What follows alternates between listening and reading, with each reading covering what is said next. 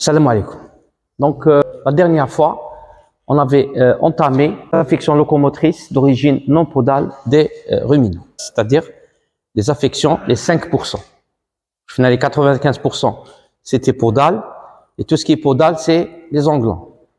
Non podal, ça veut dire c'est des affections qui entraînent une boiterie, mais d'origine non podale. Ça veut dire qu'il ne va pas toucher les englans. On avait établi une petite liste et on avait dit qu'il fallait distinguer entre les jeunes et les adultes. Il y avait des affections qui sont communes entre les deux, telles que les arthrites qui sont les plus importantes. C'est ce qu'on appelle les arthrites septiques chez le veau et chez l'adulte. Donc c'est une affection plus rencontrée sur le terrain. Même chez le jeune, il y avait les fractures des os longs. Et on avait parlé pourquoi il y avait les fractures des os longs, surtout chez le jeune, c'est lors de dystocie, tirage. Plus l'intervention chez la vache était pratiquée, plus on avait des problèmes de fracture des os longs. D'accord? Même chez le jeune aussi, nous avons les contractures tendineuses. C'est ce qu'on appelle les boultures et les arcures. Ce sont des tendons de certains muscles qui sont en contracture. Et donc, généralement, on fait ce qu'on appelle une ténectomie. On enlève le tendon hadak pour libérer l'articulation. Par contre, l'adulte, nous avons les lésions neurologiques et surtout rencontrées lors du veulage, les nerfs, donc les rameaux nerveux. Il va nous emmener à parler du syndrome de la vache couchée. C'est-à-dire 24 à 48 heures après le veulage, une vache par terre qui n'a pas les capacités de se relever, il ne faut jamais directement aller vers l'hypocalcémie. Il y a d'autres pathologies. Parmi les pathologies Hadoma, nous avons les lésions neurologiques. Nous avons les fractures du bassin. Nous avons les luxations. Ce sont des pathologies lors du veulage. Donc une vache par terre ne veut pas dire hypocalcémie. Donc il faut faire très attention. D'accord? D'ailleurs, dans la vidéo sur l'hypocalcémie, je vous ai donné un tableau de diagnostic différentiel. Il est très important. Hadakoua, ce qu'on appelle le diagnostic différentiel d'une vache couchée, ou là le syndrome de la vache couchée. Allez-y le voir et vous allez comprendre. Nous avons aussi donc les arthroses. Les arthroses, ce sont des inflammations non septiques. Les arthroses, généralement, chez les vieilles vaches, ou là les sujets âgés. Et nous allons faire un diagnostic différentiel entre une arthrite et une arthrose. Comment faire la différence entre une arthrite et une arthrose? D'accord? Donc, grosso modo, c'est ce qu'on va faire, le chapitre d'ailleurs.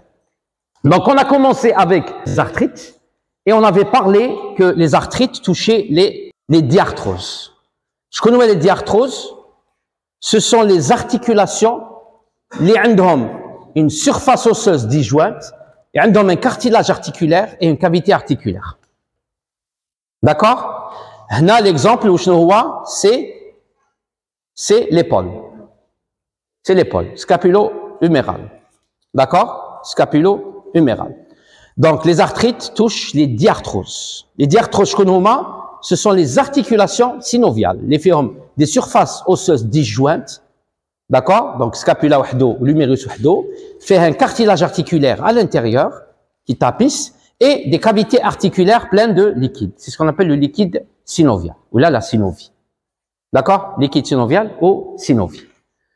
En bas, on avait dit que chez les bovins, il est rarement d'origine immunopathologique.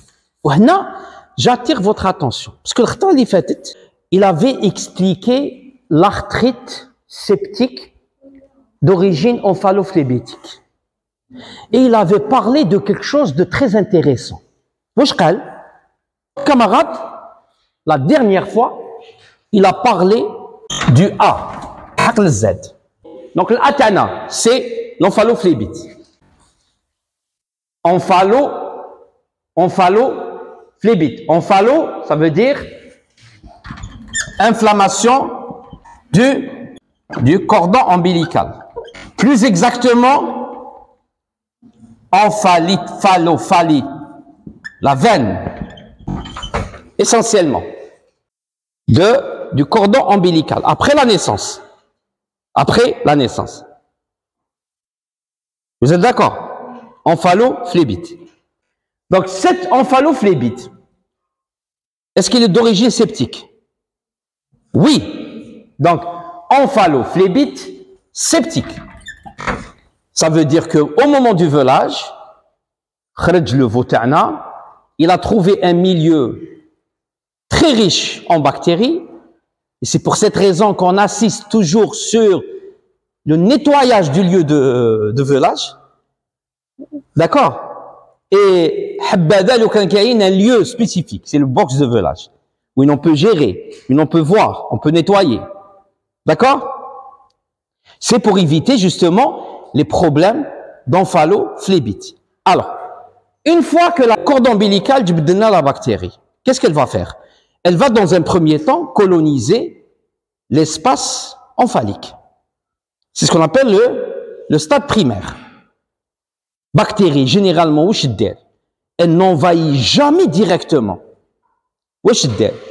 تحكم تحل الباب تعاود تغلق الباب وتقعد غير مول الباب تخدم خدمتها جامي تدخل للبيت ديريكت في الكولوار لازم عندها خدمه وشنو هي elle doit se multiplier donc plus تكون بزاف plus الصدمه تاعها تكون مليحه donc dans un premier temps elle va occuper l'espace omphalophlébétique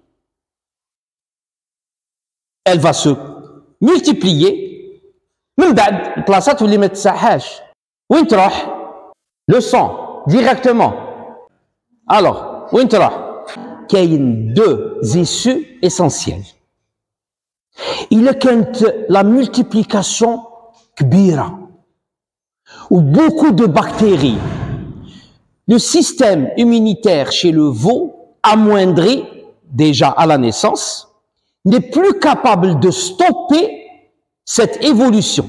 Et là, il y a carrément un passage de germes au niveau sanguin. C'est ce qu'on appelle la septicémie. La septicémie. C'est bon? Septicémie. Mort la septicémie, qu'est-ce qu'il va y avoir? Il va y avoir passage de germes au niveau de toute la circulation sanguine. Parmi les circulations sanguines, nous avons la circulation arthrosique, au niveau des articulations.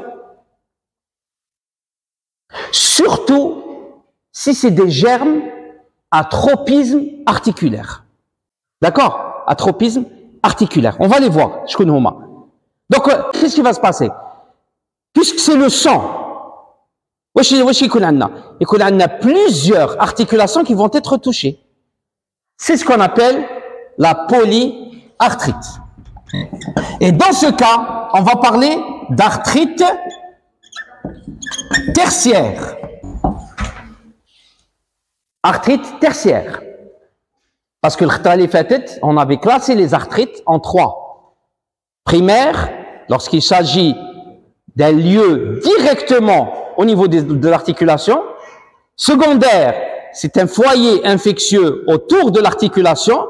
Tertiaire, c'est l'hématogène, l'origine hématogène. D'accord? Jusqu'à présent, c'est bon. Hadi, c'est la forme septicémique. Imaginons donc l'omphalophlébite, les germes makanouch bzaf, l'organisme, il a pu stopper le problème pour qu'il n'arrive pas au niveau septicémique.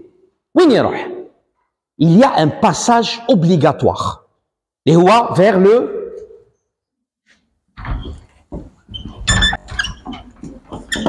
la veine porte. Allez vers la veine porte.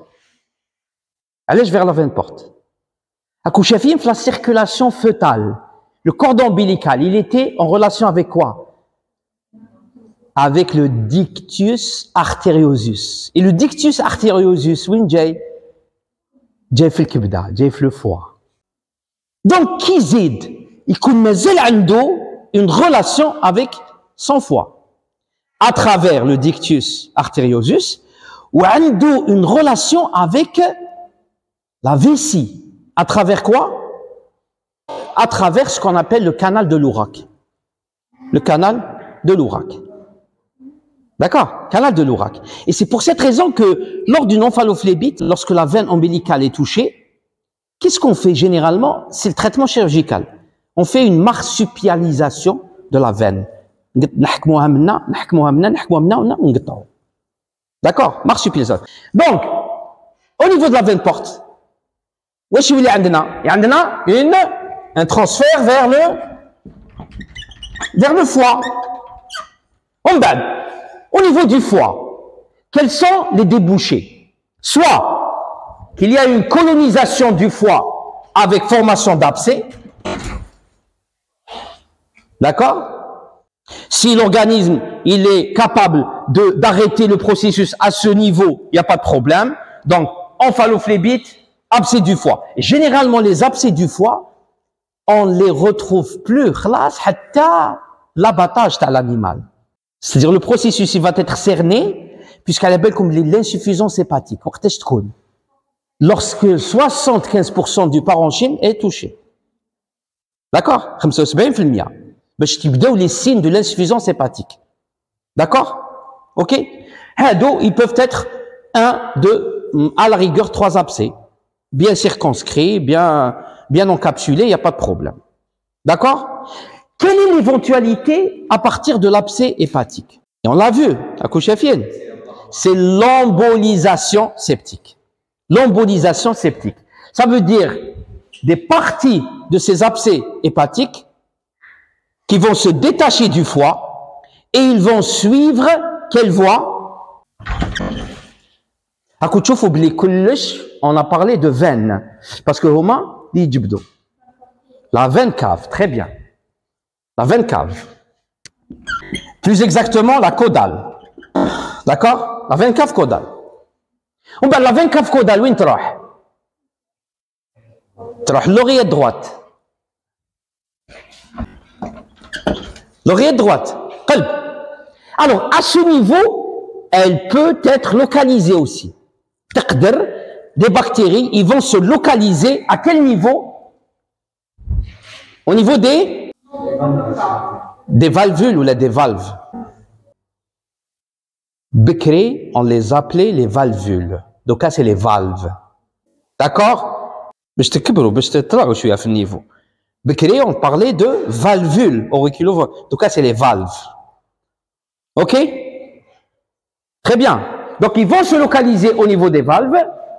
Plus exactement, puisque c'est l'oreillette droite, je connais la valve qui va être touchée. Mitral, c'est gauche. Tricuspide, très bien. Et si elle se localise au niveau de la valve mitrale, qu'est-ce qu'elle va donner? Elle va donner soit un défaut d'ouverture, soit un défaut de fermeture. Le défaut d'ouverture, que vais-je dire moi? Sténose tricuspidienne. L'insuffisance de fermeture, c'est l'insuffisance. Donc, c'est une valvulopathie. Elle va donner une valvulopathie. Et je vous ai parlé, la section nerveuse, sur le chevreau de 7 mois. L'autopsie, fait l'affaire. Il avait un appui au niveau du cœur. Suite à ce phénomène. Et il avait fait, à l'époque, d'ailleurs, vous étiez en 3e année, j'aurais aimé le Ken Djito, parce que fait le waqt, on parlait de choc. Il a fait un choc obstructif. Il a fait un choc obstructif avec des signes généraux. Alors, à ce niveau, au niveau de l'oreillette droite, il va donner des valvulopathies. Est-ce qu'il peut s'arrêter à ce niveau? Non. De la voie? La voie pulmonaire, très bien. La voie pulmonaire, à travers quoi? À travers l'artère pulmonaire. L'artère pulmonaire. D'accord? Voilà, bien comme la particularité de l'artère pulmonaire. C'est un vaisseau qui draine. C'est la seule artère qui draine. Et c'est pour cette raison que la nomination de veines et artères a été changée à la djelha. D'accord? Les veines, ce sont des vaisseaux à sang décarboxylé. Et les artères, ce sont des vaisseaux à sang carboxylé. Oh, l'artère pulmonaire. L'artère pulmonaire, c'est une artère. Pourtant, on a décarboxylé. L'artère. Tous les vaisseaux qui pénètrent du cœur pénètrent vers le cœur, viennent, tous les vaisseaux qui sortent du cœur, c'est les artères.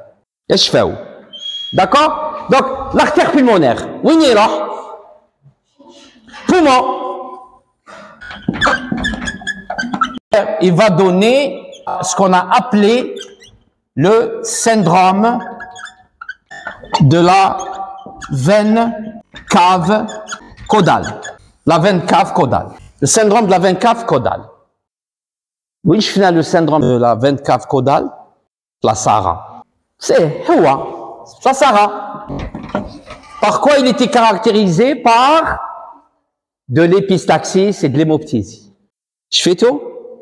Et on avait dit que certains éleveurs, c'est l'effet de la chaleur, qu'elle était due à une fragilité capillaire. Non. Non, c'est parmi les signes de la SARA. C'est les signes pulmonaires. Faites attention. Alors, la deuxième voie, où est l'arthrite? بعد pulmonaire ما تقدرش. علاه ما تقدرش؟ قول لي علاش ما تقدرش. شوف هنا autoroute. هنا autoroute. هنا autoroute. هنا autoroute. تلحق le poumon, ça devient des chemins,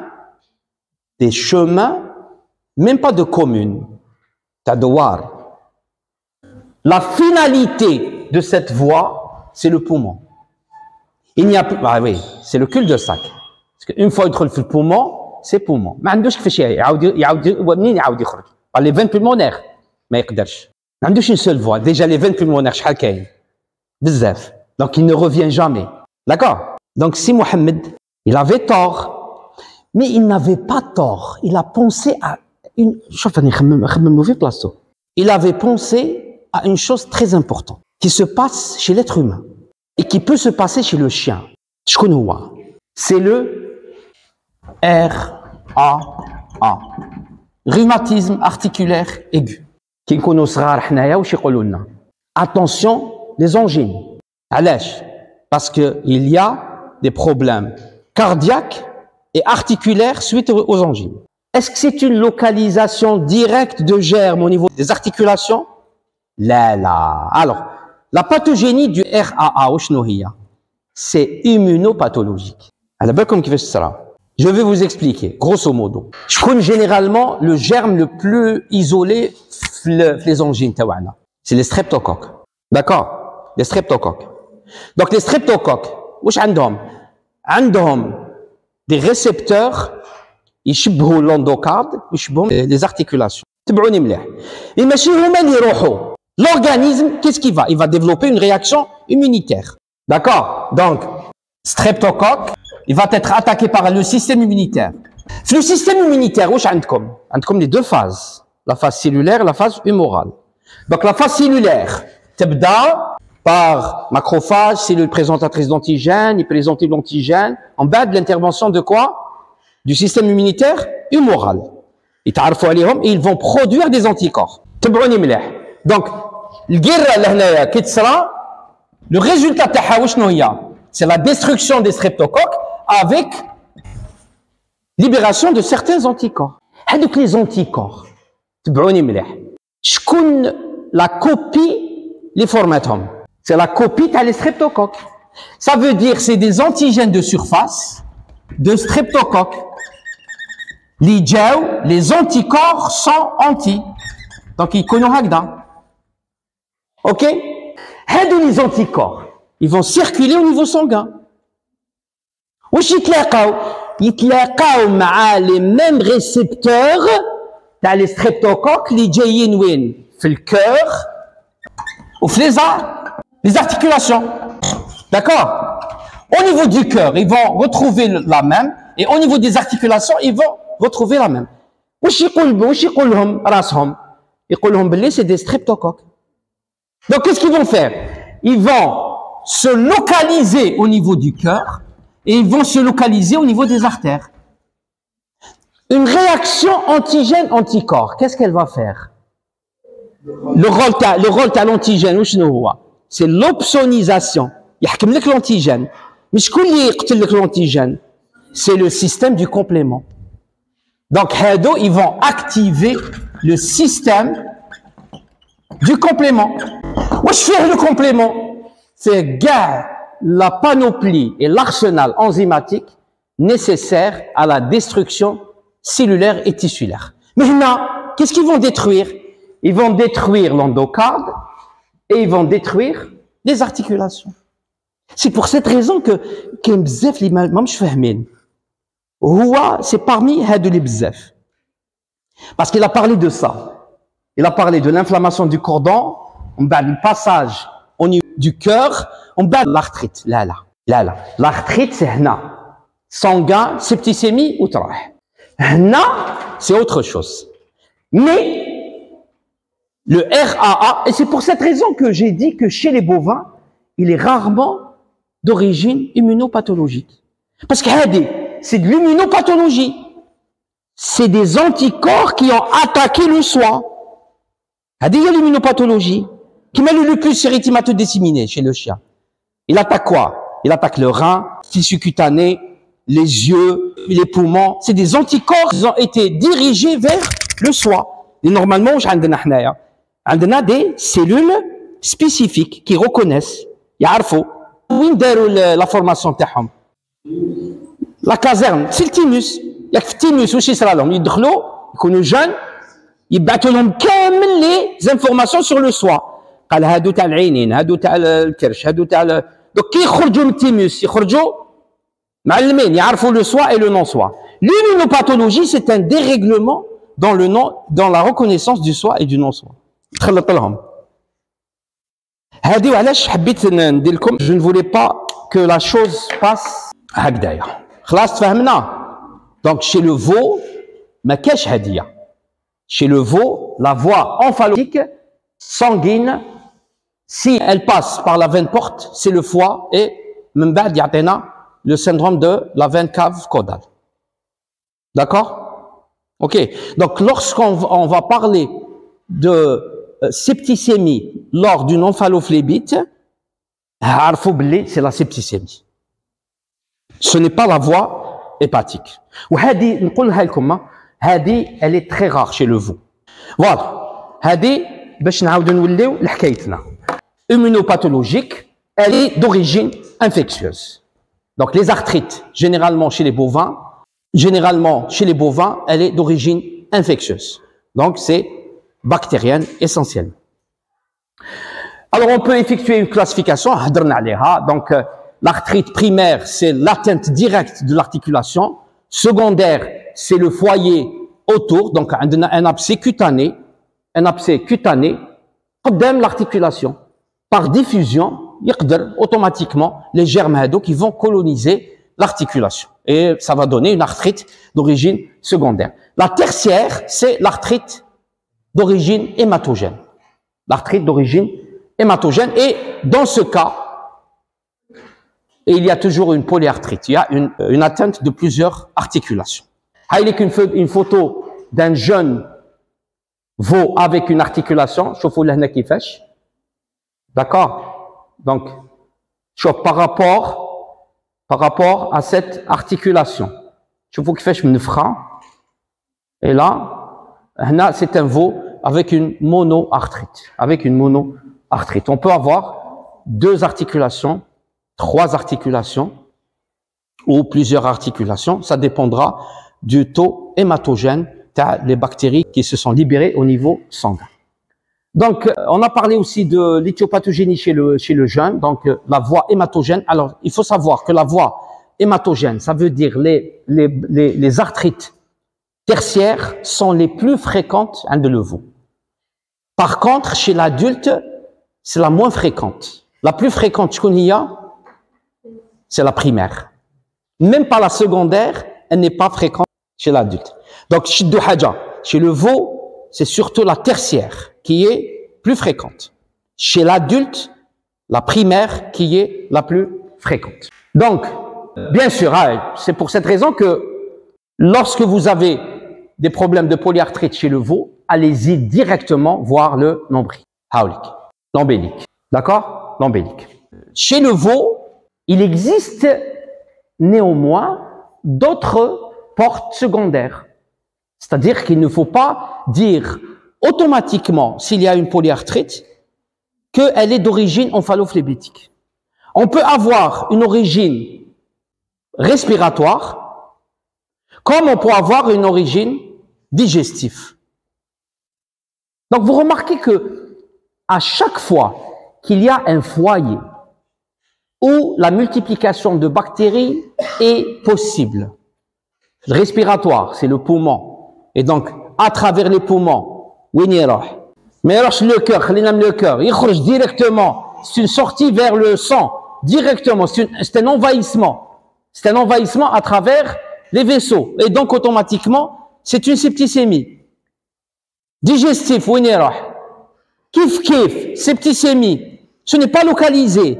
Si c'était localisé, digestif, la veine porte, le foie, le cœur, poumon, non, c'est une septicémie. C'est une diffusion carrément, directement, au niveau du torrent circulatoire général. D'accord? Donc, chez le veau, la voie omphaloflébitique, c'est la plus importante, mais il ne faut pas négliger la voie respiratoire et la voie digestive.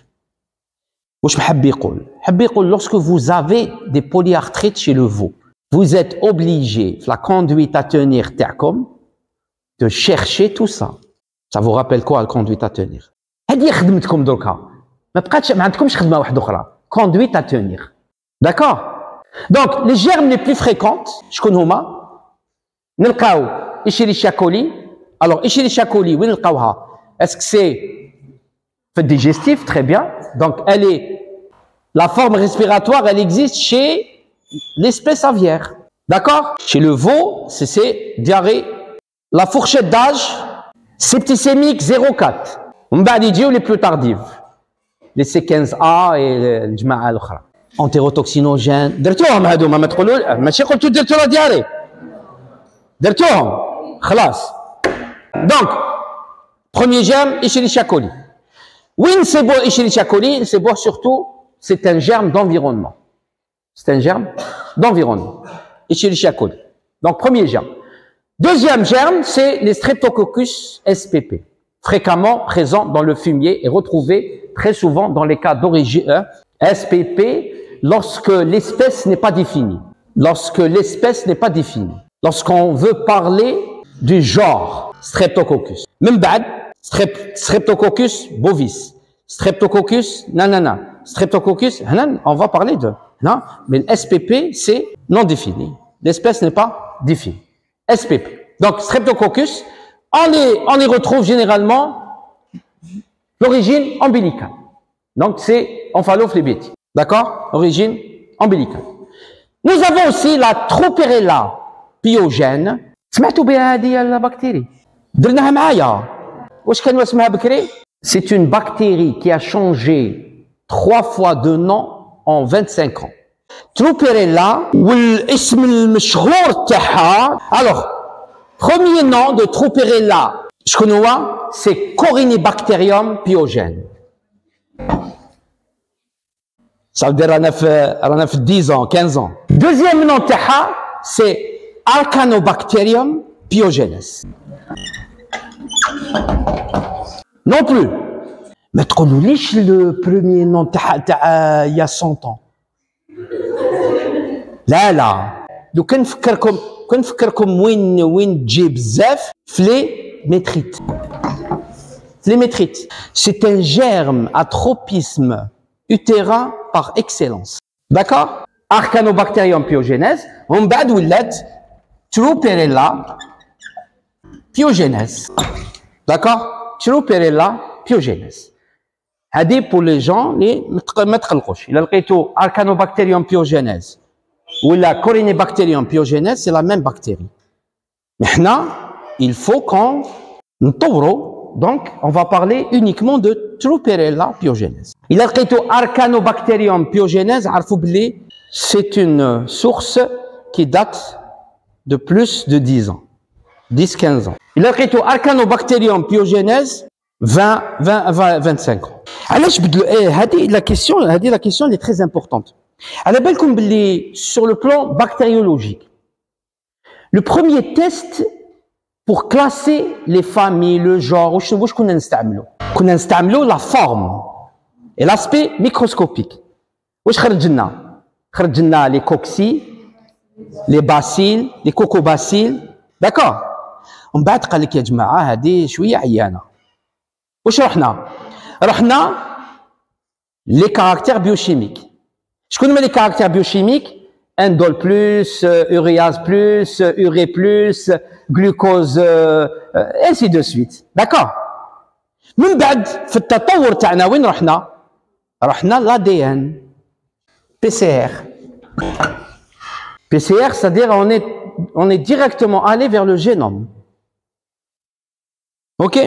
Ou même avec le génome, واش لحقنا dans un premier temps l'isolement du gène, le séquençage déjà, il y a eu des différences. Et donc la nomination a carrément changé. C'est le cas par exemple de Diclofenac nodosus. Les canosmo, Ristella nodosa, non. وليد عمو اللي يخدم معاه في الفرشي. Ristella nodosa, Bacteroides nodosus. ودوكا واش ولا اسمو؟ Diclofenac nodosus. Diclofenac Fusobacterium قاعد هو منذ القديم. Fusobacterium necrophorum. C'est le bacille de la nécrose.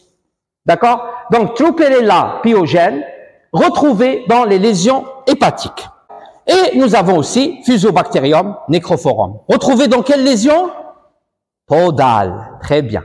Podale. Nous avons aussi les Staphylococcus. Les staphylocoques, ce sont des germes cutanés. D'accord. Et nous avons un germe très spécifique, les Mycoplasma bovis. Alors, mycoplasmose chez le veau, comme 3 ou 4 signes majeurs.